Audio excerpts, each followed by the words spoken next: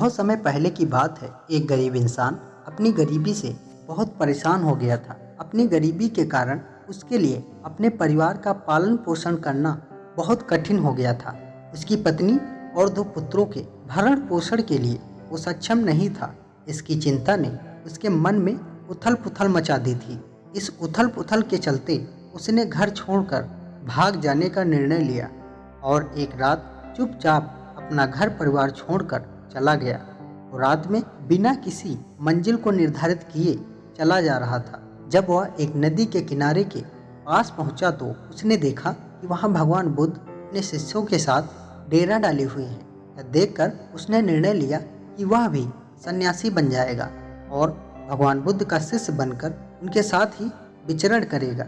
यह निर्णय लेकर वह भगवान बुद्ध के डेरे में जाकर उनके चरणों में गिर गया और उनसे विनती करने लगा कि वह उसे अपना शिष्य बनाकर अपने साथ ही रख ले। भगवान बुद्ध ने उस गरीब इंसान पर कृपा करके उसे अपना शिष्य बना लिया। उसके बाद जब भगवान बुद्ध का काफिला आगे बढ़ा तो वह भी उनके साथ ही चल पड़ा। गर्मी का मौसम था। भगवान बुद्ध का काफिला चलता जा रहा था। जब वह एक जंगल में पहुंचे तो सभी लोग पेड़ के नीचे विश्राम करने के लिए रुक गए। गर्मी के कारण भगवान बुद्ध को काफी जोरों की प्यास लगी थी। उन्होंने अपने शिष्य से कहा, यहाँ पास में सरोवर है, तुम जाकर वहाँ से निर्मल जल ले आओ। भगवान बुद्ध का आदेश सुनकर नए शिष्य सरोवर से पानी लेने के लिए चल पड़ा।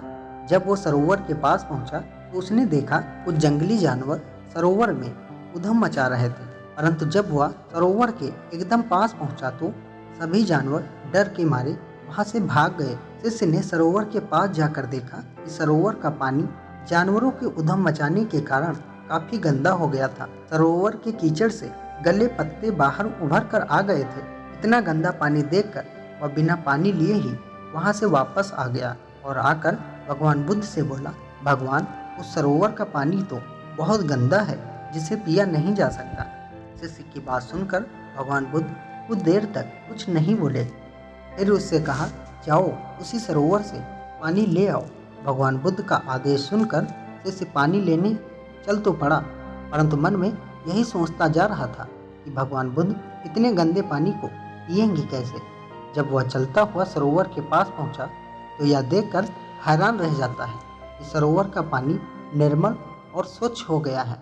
वह पानी लेकर भगवान बुद्ध के पास आता है और उनसे यह प्रश्न करता है कि थोड़ी ही देर में सरोवर का पानी इतना साफ कैसे हो गया।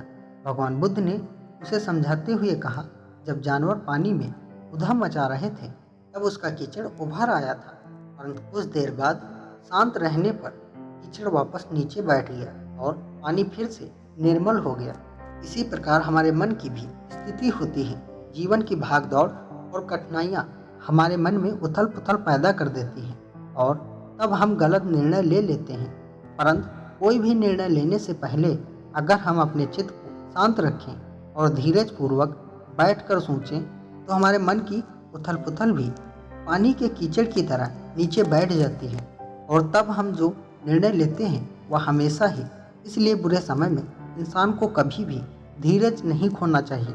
भगवान बुद्ध का यह उद्देश्य उसके समझ में आ जाता है और वह शांति से बैठकर सोचता है तो उसे यह आभास हो जाता है कि उसने घर छोड़कर गलत निर्णय लिया था और वह भगवान बुद्ध से आज्ञा लेकर अपने घर वापस चला जाता है। तो दोस्तों, इस कहानी से हमें ये सीख मिलती है कि हमें कोई भी निर्णय लेने से पहले कुछ देर तक शांत बैठकर ये सोच लेना चाहिए कि जो हम निर्णय ले रहे हैं क्या वो सही है या गलत है। दोस्तों, आपको भगवान बुद्ध की प्रेरणादायक कहानी कैसी लगी हमें कमेंट करके ज़रूर बताएं। साथ ही आपके पास भी कोई ऐसी कहानी है जिसे आप लोगों तक पहुंचाना चाहते हैं तो आप हमें वो कहानी भी सेंड कर सकते हैं। आपने अपना कीमती समय दिया, इसके लिए आपका बहुत बहुत धन्यवाद।